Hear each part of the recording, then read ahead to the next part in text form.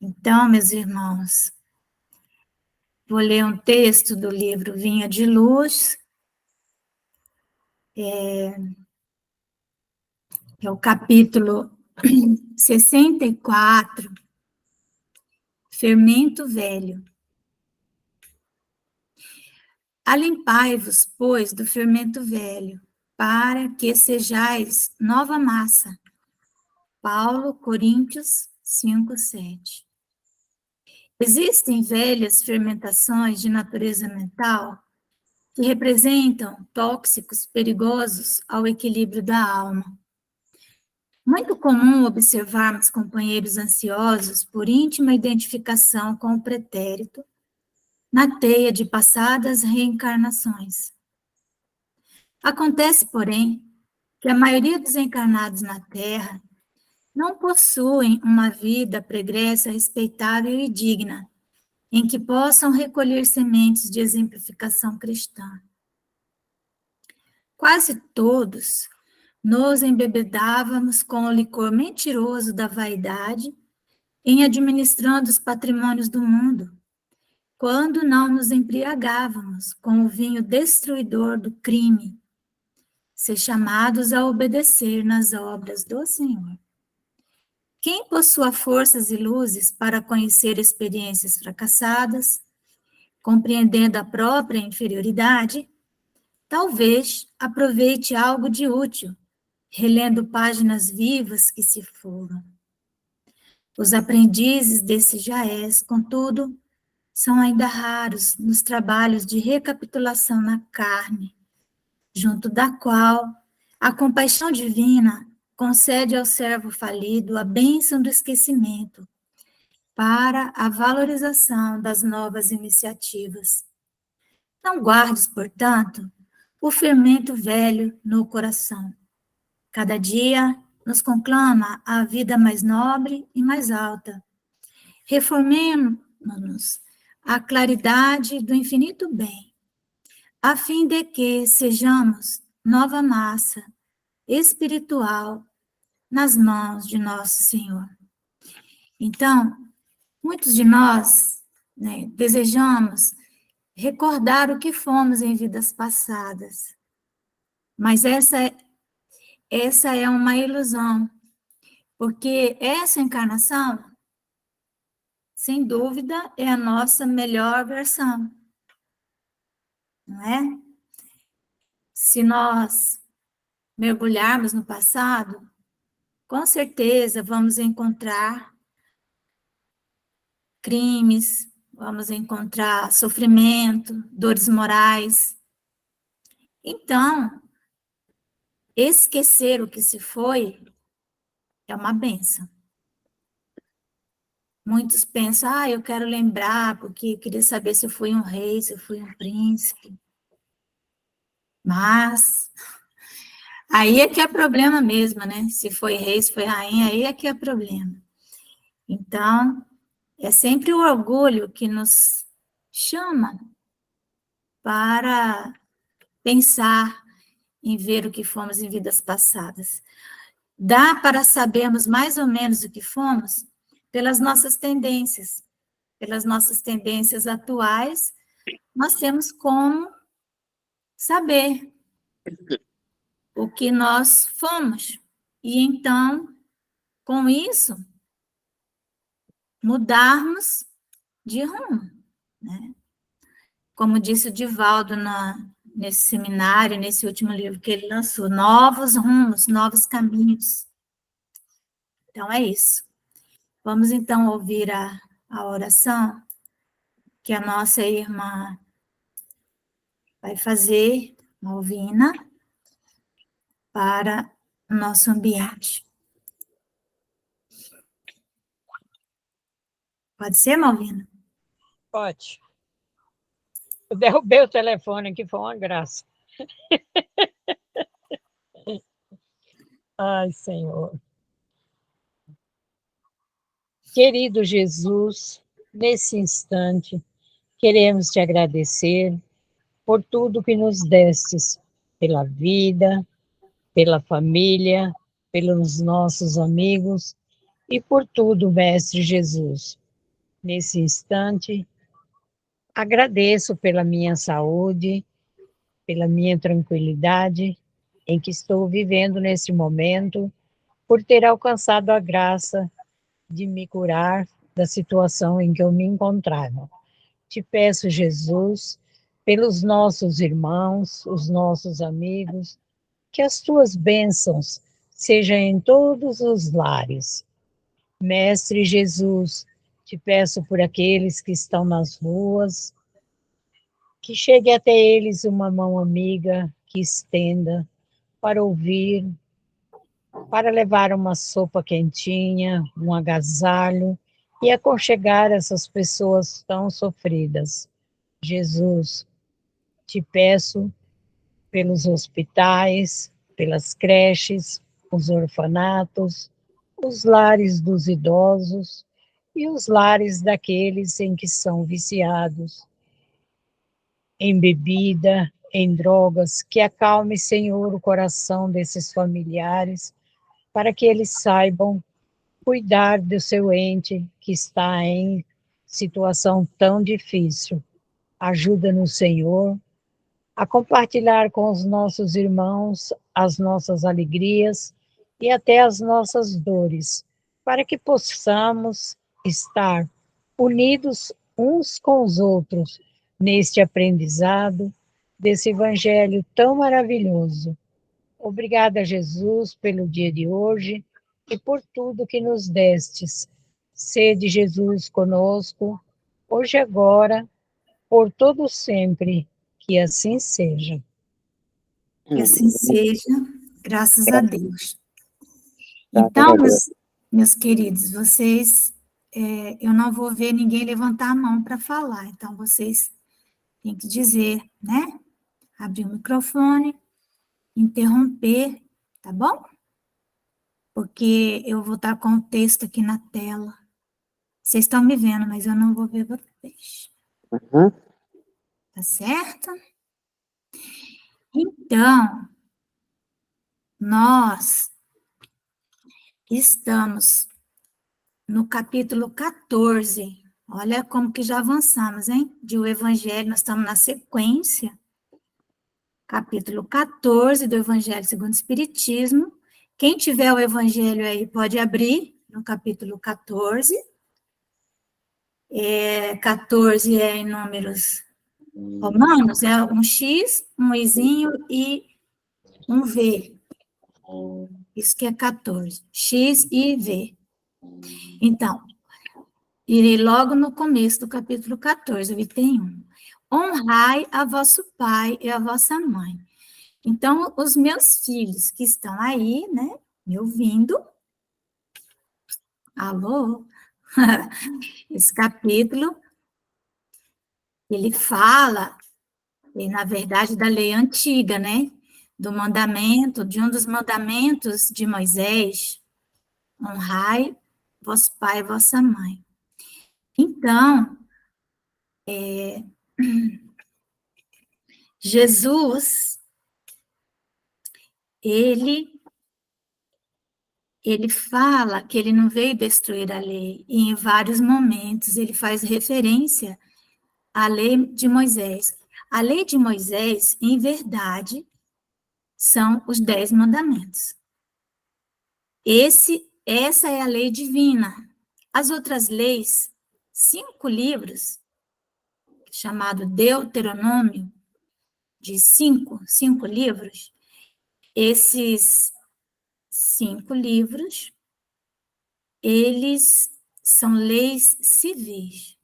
Assim como as nossas leis mudam tanto, né, de acordo com o desejo do governante do momento, também as leis que Moisés fazia era para organizar a sociedade que ele dirigia. Porque imagina você andar com o povo por 40 anos no deserto, tinha que fazer leis.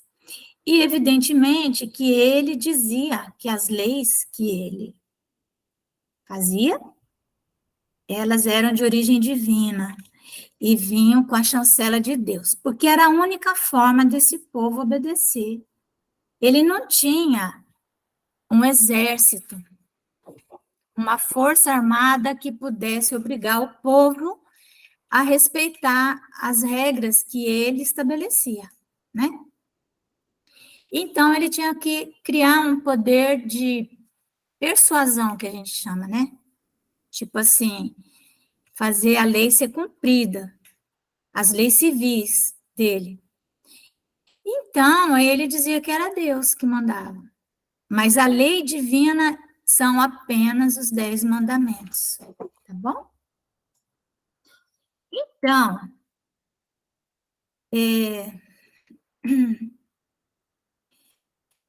em algum momento, Jesus é questionado sobre as leis, e ele então diz, se ele conhecia a lei, né? Então ele diz assim: sabeis os mandamentos. Qual era a lei de Deus, né? Sabeis os mandamentos: não cometereis adultério, não matareis, não roubareis, não prestareis falso testemunho, não fareis agravo a ninguém, honrai a vosso pai e a vossa mãe. Esse não cometereis adultério, gente, significa era não adulterar o sentido da lei, certo? E não necessariamente é o adultério na relação conjugal.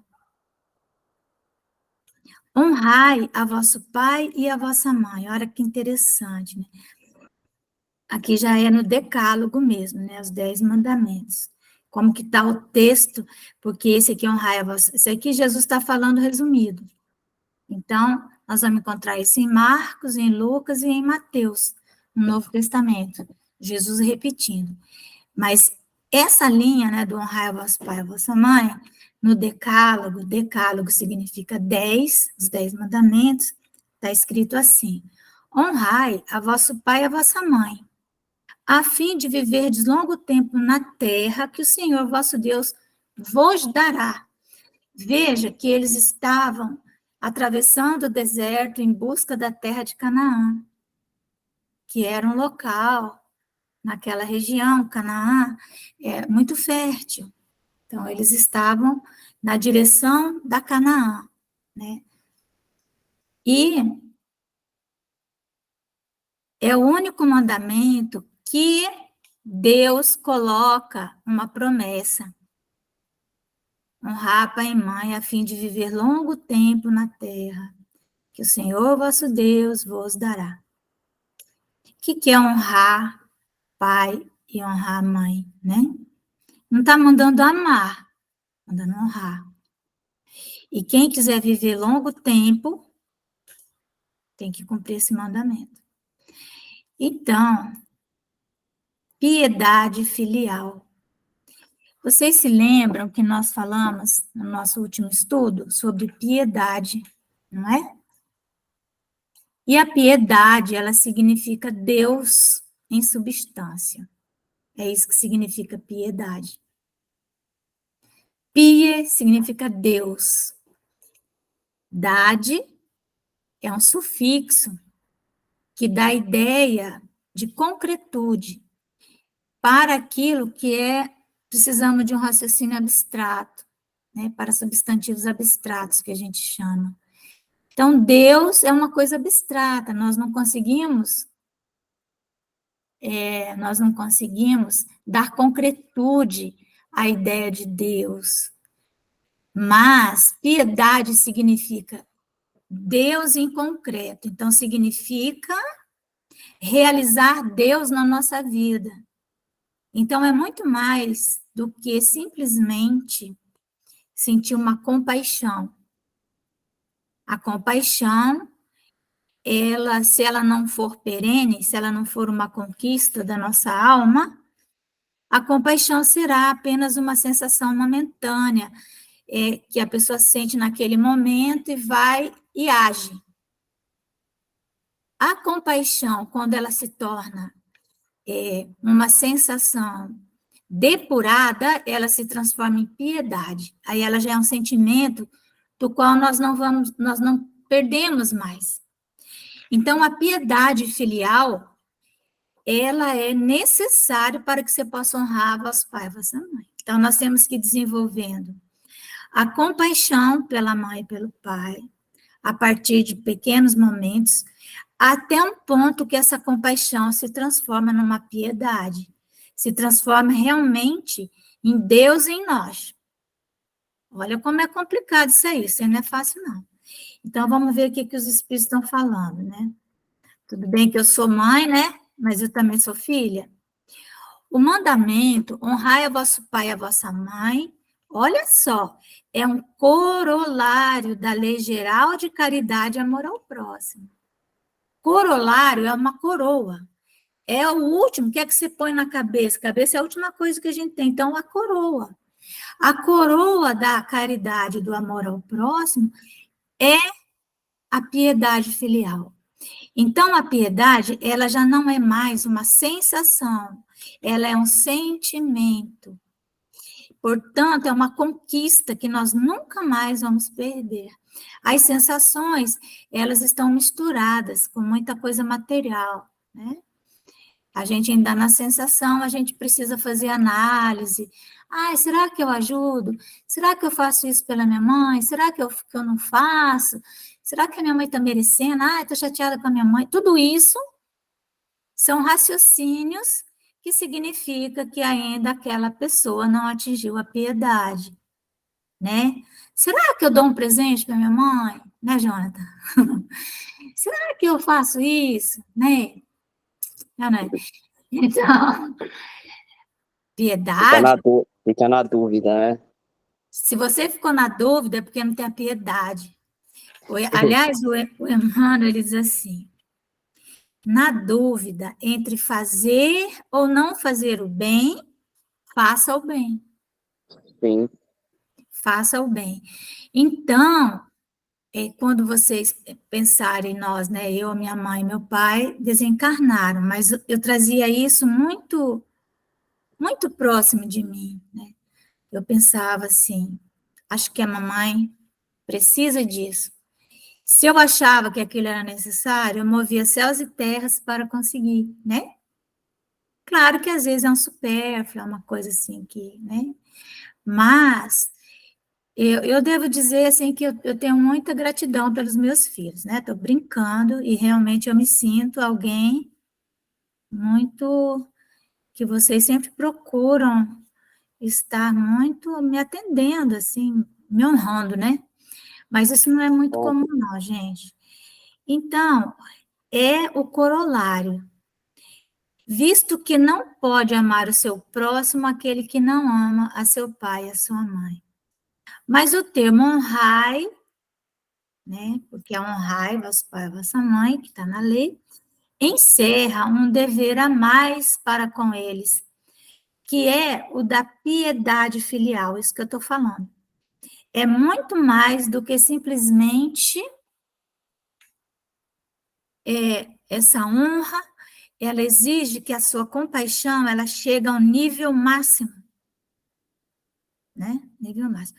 Quis Deus mostrar por essa forma que ao amor se devem juntar o respeito, as atenções, a submissão e a condescendência, o que envolve a obrigação de cumprir-se para com eles, de modo ainda mais rigoroso, tudo o que a caridade ordena relativamente ao próximo em geral.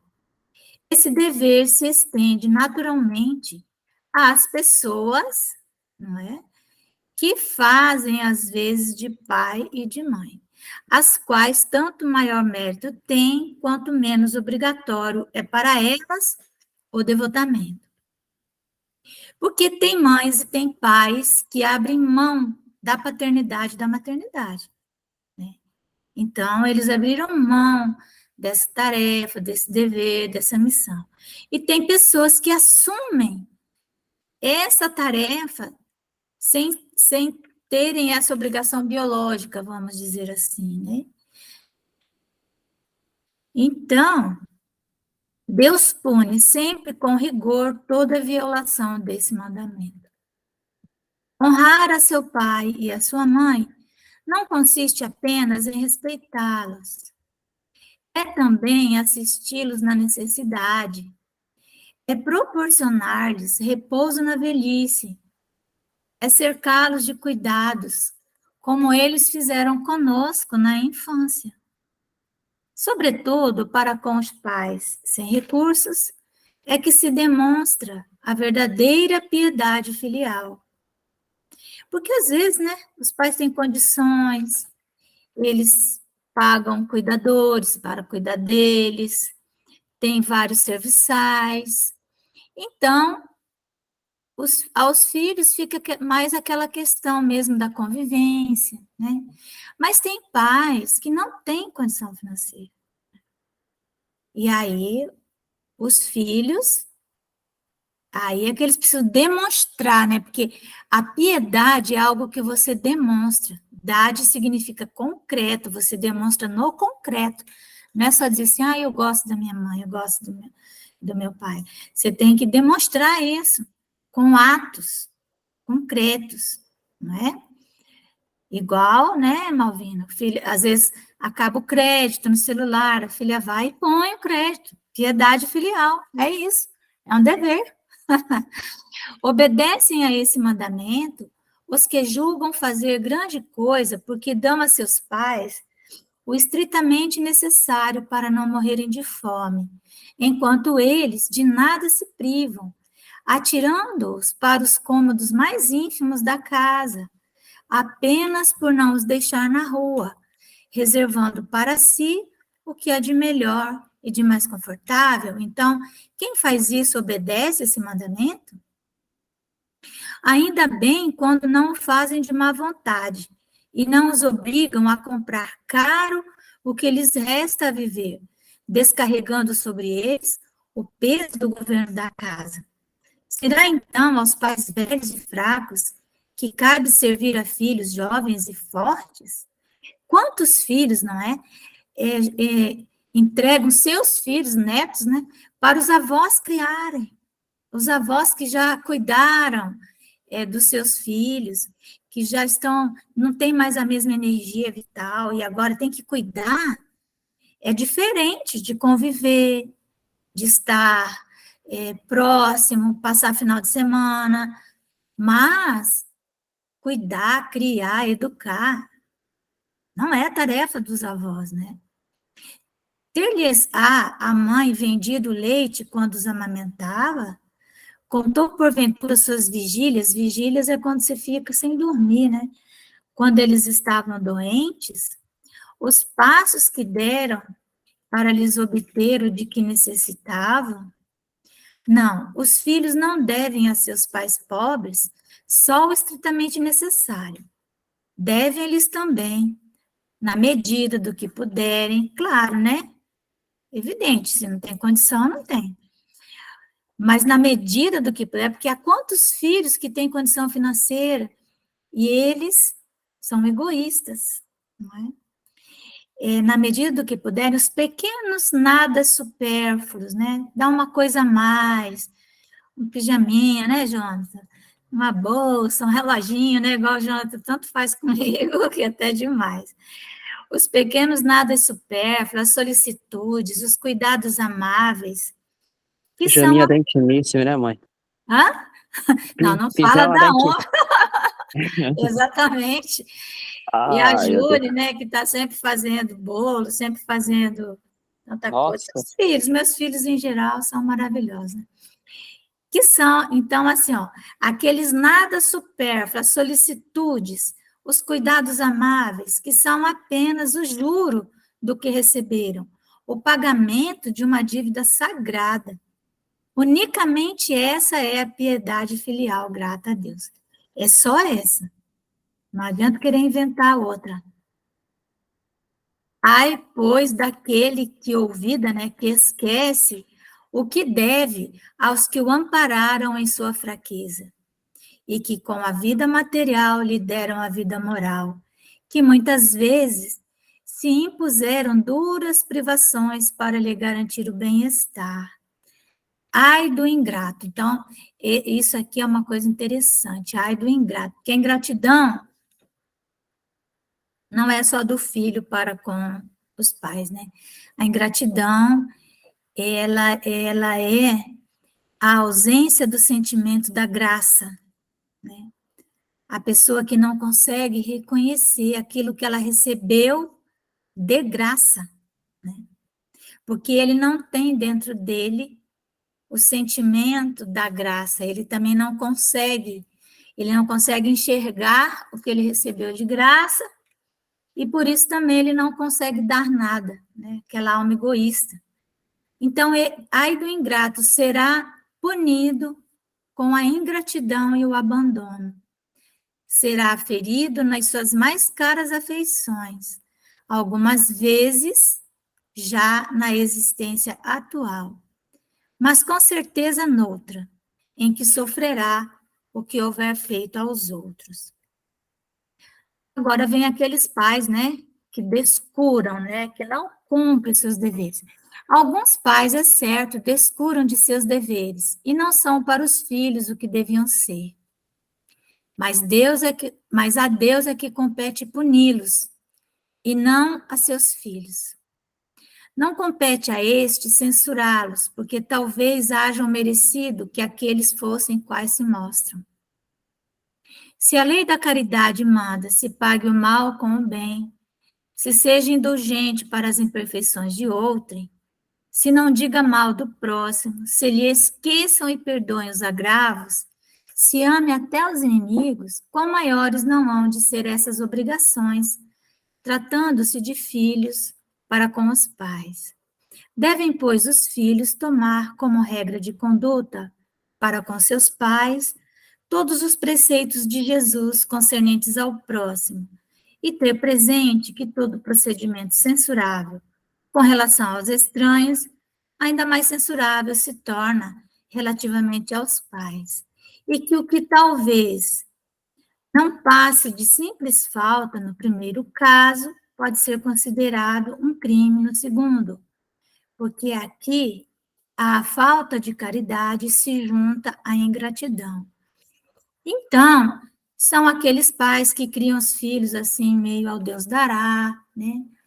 Mas que de alguma maneira mantém ali essa convivência. Então, há filhos que, quando crescem, né, às vezes se vingam dos pais, não conseguem perdoar. Então, o que é que cabe ao filho que recebeu o fel, né, da mãe, do pai? Aquilo que está no Evangelho. E às vezes é um inimigo de outra vida. Então, esse amar o inimigo, quando se trata a mãe e o pai, biológicos, no caso, né, que muitas vezes abandonam ao Deus dará seus filhos, significa não lhes desejar o mal, né, orar por eles, essas coisas assim, né, não significa sentir por eles a afeição que não está na natureza. Eu estava com uma companheira lá em Salvador, ela é líder do movimento espírita, e ela conheceu a mãe dela até os 5 aninhos. Depois a mãe dela abandonou o pai dela. E para ter uma vida dissoluta. Foi viver a vida, e quem acabou criando ela foi a avó, o pai, né? E ela me contando isso no almoço. Ela é uma pessoa, ela falou assim, Márcia, aí quando eu estava adulta, nós quisemos ir ver a nossa mãe, né? Ela falou assim, eu fui falar com ela, mas eu não senti nada por ela. Não havia vínculo nenhum, né? Então, nunca mais eu vi ela, não tinha vínculo. Então, mas ela, evidentemente, que se a mãe lá, vamos dizer assim, né? Ela não vai desejar o pior para essa mãe, né? Apenas tinha vínculo, né? Eram almas estranhas, né? Porque a gente sabe que isso acontece também, não é? Então é isso. Alguém tem alguma consideração a fazer a respeito desse assunto? Hein? Todo mundo ficou até sem voz. Ah, Até sem voz. ficou sem voz? Não todos aqui, né? Ah, Não. vai falar o Mas, quê? mas é isso mesmo. Eu acho que esse texto, a senhora falou aí no final, né? Essa questão da mãe. Tanto aí o filho quanto a mãe, né? Porque Uhum. é para ambas as partes, né? E o texto do Evangelho, ele é bem claro, né? Que o único que promete, né? Que faz promessas, né? Honra teu pai e a tua mãe para que teus dias se prolonguem, né? Uhum. Então, hoje, a senhora tocou num ponto importante aí, que são poucos os filhos que realmente têm o amor, né? Então, com os pais que estão presentes. E aí não é só a questão do amor do dar, né? É só o material, né? Mas é o respeito, né? Às vezes ligar, você perguntar como é que tá tua mãe, como é que tá teu pai. A gente tira como exemplo, a gente que faz os trabalhos social no final de semana, e eu vejo, eu tenho me aproximado a cada dia mais dos jovens do ICEL e tenho conhecido muitas histórias deles, né? E eu vejo quantos jovens não têm pais ali, né? Que moram com seus tios, com seus avós, né? A senhora sabe disso ali, né, mãe? Sim. E aí eu vejo, assim, que quando chega uma data comemorativa, Dia dos Pais, Dia das Mães, né? Eles ficam, às vezes, até sem reação. E assim os pais também, né? Que abandonam muito seus filhos ali. Às vezes não abandonam não porque quer. É por questão da obrigação da vida, né? Para manter o sustento da família, né? Para manter o sustento. E, e aí eu acho isso importante, né? O texto, se a gente olharmos todos os dias, valorizarmos, né? As pessoas que estão próximas dos nossos pais, a nossa família, mas no tocante aqui o que diz o Evangelho, nosso pai, a nossa mãe, porque isso aqui é breve, né? A gente está aqui só de passagem. Deus só nos emprestou para nos conhecermos, para a gente ter uma comunhão um com o outro, para aprender o amor e o respeito, né? Eu acho que é isso, mãe. Isso aí, filho. Obrigada aí É pela isso. ajuda. E assim, só um parênteses, esse fim de semana agora no ICEAL, eu percebi que Uhum. tem, assim, eu sempre analiso, né, cada jovem, né, mudando um pouquinho, assim, o comportamento, né. Eu fiz uma promessa lá que eu quero ver o boletim de cada jovem, aliás, de 5 jovens no mês, né. Eu falei que quem tiver a melhor nota eu vou dar uns 5 presentes diferentes, né. Aí vai de chuteira, bola, camisa. E tem Aham. alguns jovens que eu percebi que tem mudado, assim, muito o comportamento, questão de palavrão. Tinha um que era muito rebelde, aí esses dias ele chegou, me ajudou, os meninos começaram a brigar lá, ele falou: "Porra, bicho, vamos parar com isso aí, senão a gente vai parar com futebol aí, não sei o quê".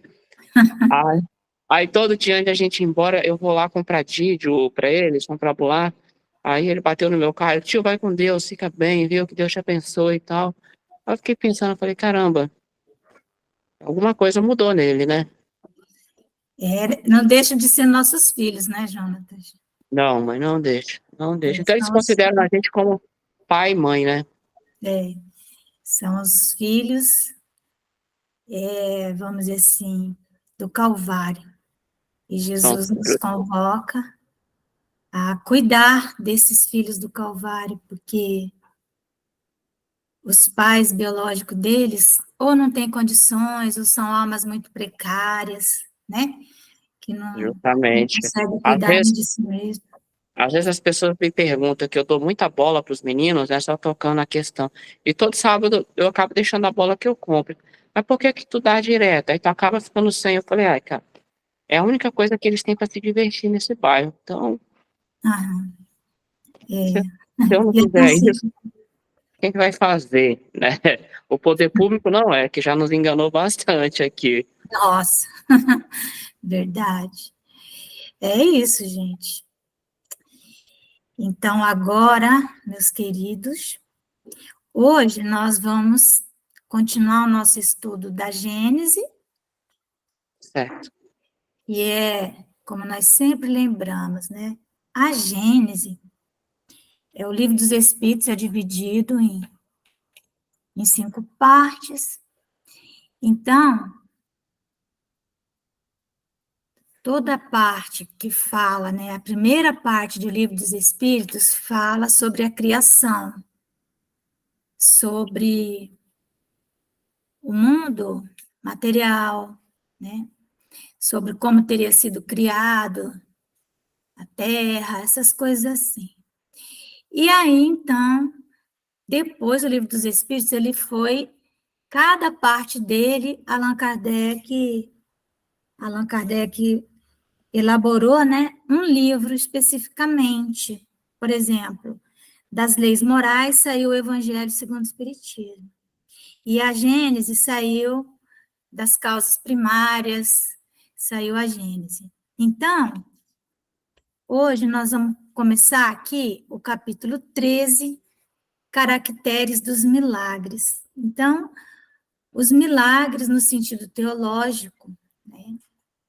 Então, esse capítulo ele fala sobre os milagres no sentido teológico, no sentido do entendimento da religião.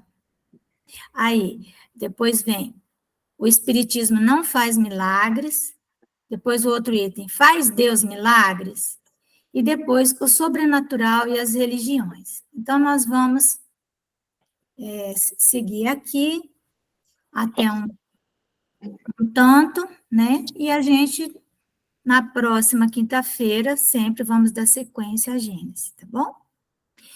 Então, vamos lá. Os milagres no sentido teológico. O que é milagre, né, gente? Milagre, ele dá a ideia de uma coisa que está fora da natureza, né? Na acepção etimologia significa o sentido de uma palavra, a origem de uma palavra, né? Então, na acepção etimológica, a palavra milagre, ela vem de miraculum, admirar, que significa prodígio, maravilha, coisa extraordinária. Então, miraculo, né? Ficar mirando uma coisa assim, como sem conseguir acreditar que, sabe?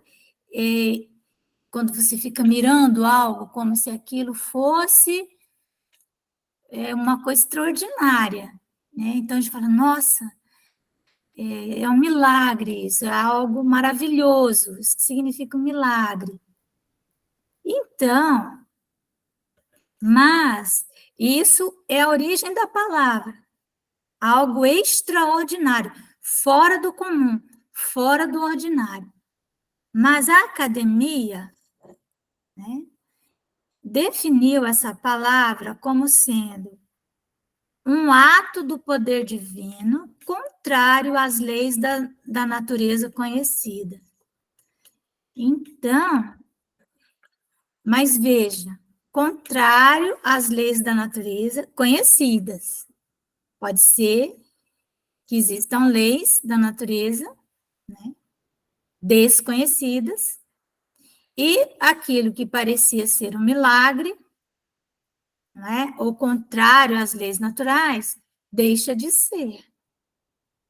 Na acepção usual, né, no dia a dia, essa palavra perdeu, como tantas outras, a significação primitiva.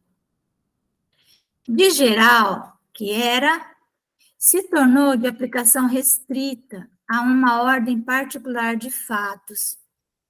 No entender das massas, ou seja, no entender da maioria das pessoas, um milagre implica a ideia de um fato extranatural, sobrenatural, fora da natureza. No sentido teológico, né, da teologia, aqui essa teologia, nós estaremos falando mais aí da igreja, né, católica mesmo, no sentido teológico das religiões, é uma derrogação das leis da natureza por meio da qual Deus manifesta o seu poder. É como se Deus, que rege o universo através de leis naturais e imutáveis, de repente resolvesse que aquela lei, para aquele momento, já não valia mais. Né? Então, o milagre, pela igreja, pela teologia, é encarado dessa forma. Como se Deus derrogar seria, vamos dizer assim, extinguir, né? Acabar, né? Revogar uma lei. Igual nós temos uma lei hoje, vai lá uma pessoa poderosa e derroga aquela lei, né? Ele passa Alexandre. por cima. Exatamente. É, Que derrogou a nossa Constituição, né? Até aqui na Terra a gente acha isso um absurdo, né? Você tem uma Constituição que está ali, todo mundo está cumprindo, de repente, vem o Todo-Poderoso, Deus, e derroga. você pode ser preso a qualquer momento por opinar. Então, o que isso é? Uma derrogação de uma lei maior, né? Uma lei civil, vamos dizer assim. E Sim. aqui, no caso, o milagre seria uma derrogação da lei da natureza que o próprio Deus instituiu, e aí ele vem e, pelo seu poder, ele derroga essa lei. Se para nós, né, que estamos na Terra, nós já achamos errado derrogar uma lei a qual todo mundo está sujeito, não é? Imagina Deus, né, vir e derrogar a sua própria lei, né? Não seria justo. Mas, tal com efeito, é a acepção vulgar, que se tornou o sentido próprio, de modo que só por comparação e por metáfora a palavra se aplica às circunstâncias ordinárias da vida. Então, aquilo que era assim, o milagre, né, algo maravilhoso, algo que não é visto de forma comum, né? Por exemplo, tem pôr do sol, que é assim, um verdadeiro milagre, né? Maravilhoso. Que as cores estão de tal maneira ali que você fica extasiado diante daquilo. Mas hoje, essa palavra não significa mais isso. Um dos caracteres do milagre, propriamente dito, é o ser inexplicável. Por isso mesmo que se realiza com exclusão das leis naturais. É tanto essa ideia que se lhe associa que, se um fato milagroso vem a encontrar explicação, se diz que já não constitui milagre, por muito espantoso que seja. O que para a igreja dá valor aos milagres é precisamente a origem sobrenatural deles e a impossibilidade de serem explicadas. Ela, né, a igreja, se firmou tão bem sobre esse ponto que, ou assimilarem-se os milagres aos fenômenos da natureza, constitui para ela uma heresia, um atentado contra a fé, tanto assim que excomungou e até queimou muita gente por não ter querido crer em certos milagres. Né? Então, a Santa Inquisição foi isso, né? Quando vieram os cientistas e os filósofos na Idade Média dizer que aquilo não era um milagre, que era uma lei da natureza, que sob determinadas condições aquilo aconteceria. Então, aquilo a igreja considerava uma heresia, algo que contrariava a fé, e essa pessoa estava possuída pelo demônio. Né? Por exemplo, a igreja entendia que o sol girava em torno da Terra. Por quê? Porque as pessoas viam o sol nascer E vemos até hoje e vimos o Sol se pôr. Então, a impressão que dá é que o Sol que girava, né? Em torno da Terra. Aí, quando veio, né, um astrônomo e disse que não era assim, né? Ele foi condenado a morrer na fogueira. O Galileu Galilei. Aí, ele já estava lá para ser queimado, quando ele falou, não, eu estou errado. É a Terra que gira em torno do Sol. Ele teve que abjurar. É o Sol que gira em torno da Terra mesmo, eu estou errado. A Terra não gira em torno do Sol. Então, aí ele foi poupado. Aí, quando ele desceu lá, né, de onde ele ia, não sei se ele ia ser queimado, enforcado, não sei, ele falou baixinho, mas que gira, gira, né? Porque é uma lei da natureza, não tem como você revogar, igual querer revogar a lei da gravidade, né? É igual hoje alguns deuses com D minúscula dizerem que determinadas garantias constitucionais que nós não temos, não valem para todos, né? Eles falam, mas eles estão errados. Outro caráter do milagre é o ser insólito, isolado, excepcional. Só te cortar aqui um exemplo bem básico do Galileu para os dias atuais. Aconteceu ontem, numa postagem de uma rede social, que um determinado senhor aqui, o grande, disse que tinha que postar de acordo com o que ele queria. E aí o Telegram disse, né, que não como é que é? Não é a Terra que gira em torno do Sol, é o Sol que gira em torno da Terra. Ele teve que falar isso. Igual o Sim, Galileu Galilei, mesma coisa. Foi exatamente a mesma coisa. Teve justamente. que dizer. Os dias atuais, né? De É. séculos e séculos atrás, a gente está vivendo hoje atual, né? No Voltamos para a Brasil. Idade Média. Voltamos para a Idade Média. E quem não acompanhar é morto. Né? Tem a morte civil que chama, né? Porque a pessoa fica sem poder acessar as suas relações. Não é? Como é que é? Você perdeu a liberdade, você perdeu a sua vida civil, né? Se você não pode se relacionar nas suas redes sociais hoje, como é que você vai? Já Não tem dizia, mais. Não é? já dizia um ex-presidente nosso, né? A liberdade é o primeiro mandamento de todos nós. Sem ela, a gente não é nada.